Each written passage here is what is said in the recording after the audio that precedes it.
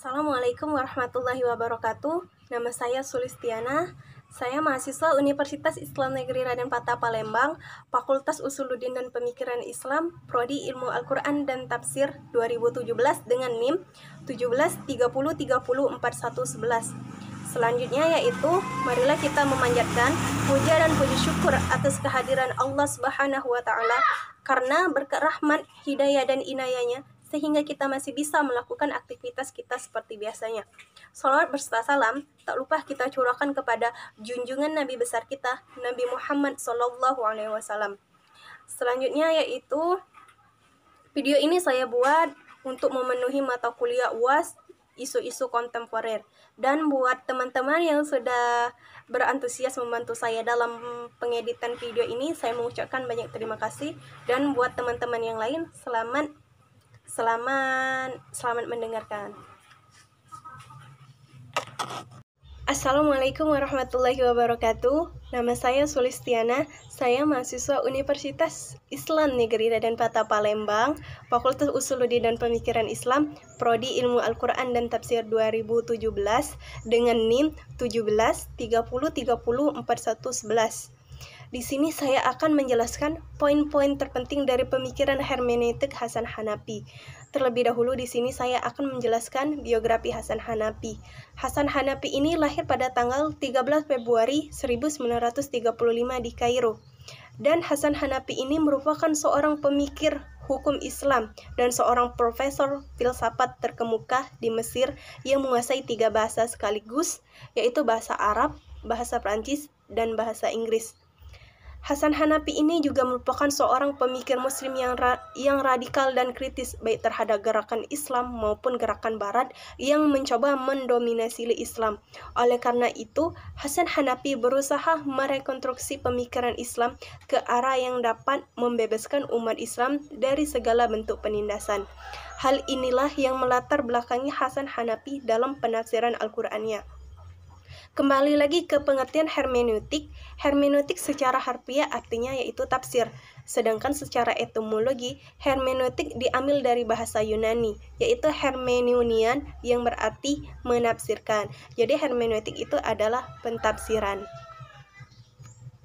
Nah, tadi saya sudah menjelaskan tentang biografi Hasan Hanafi, latar belakang yang melatar belakangi Hasan Hanafi dalam menafsirkan Al-Quran, dan pengertian hermeneutik.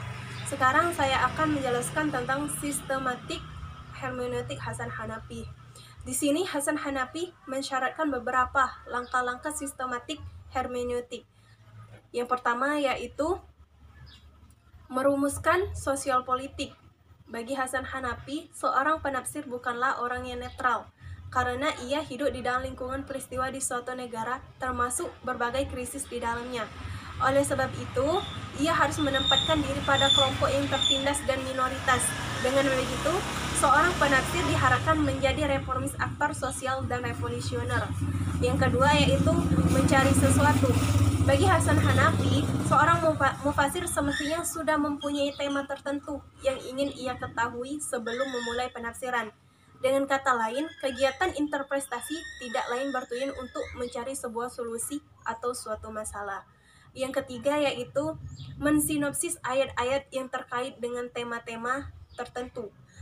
Hal ini yaitu berhubungan dengan tema-tema tertentu tersebut dikumpulkan dengan teliti, dibaca secara simultan, lalu dipahami berulang-ulang sampai orientasi umumnya itu dapat ditemukan. Nah, yang keempat yaitu mengklarifikasi bentuk-bentuk linguistik.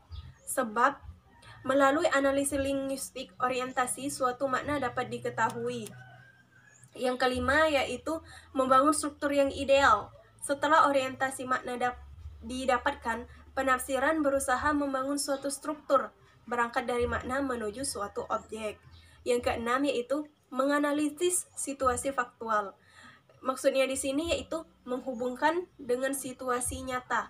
Misalnya situasi negara yang dilanda keterpurukan, kekuasaan, kesejahteraan, dan hak asasi manusia, dan lain sebagainya. Yang ketujuh yaitu membandingkan yang ideal dengan yang real pada kondisi di suatu negara tersebut. Sedangkan yang kedelapan yaitu mendeskripsikan model-model aksi Setelah ditemukan adanya kesenjangan antara dunia ideal dengan dunia real, maka aksi sosial merupakan langkah yang paling penting untuk diproses interpretasi. Dengan demikian, penafsiran harus mampu mentransformasikan diri di teks dalam aksi ini. Mungkin itu saja penjelasan dari saya. Jadi kesimpulan dari penjelasan saya tadi yaitu Hasan Hanafi itu lahir pada tanggal 13 Februari 1935 di Kairo. Hasan Hanafi merupakan seorang pemikir hukum Islam dan profesor filsafat terkemuka di Mesir yang menguasai 3 bahasa sekaligus, yaitu bahasa Arab, bahasa Prancis, dan bahasa Inggris. Sejauh ini, sebuah metode yang dinamakan hermeneutik itu menjadi sangat ramai dalam pembahasan sebagai bahan interpretasi pada suatu teks. Hasan Hanafi ini merupakan seorang muslim radikal dan kritis, baik terhadap gerakan Islami maupun gerakan Barat yang mencoba mendominasi Islam. Oleh karena itu, Hasan Hanafi berusaha merekonstruksi pemikiran Islam ke arah yang dapat membebaskan umat Islam dari segala bentuk macam penindasan. Mungkin itu saja yang dapat saya sampaikan. Lebih dan kurang saya mohon maaf. Kepada Allah saya mohon ampun. Wassalamualaikum warahmatullahi wabarakatuh.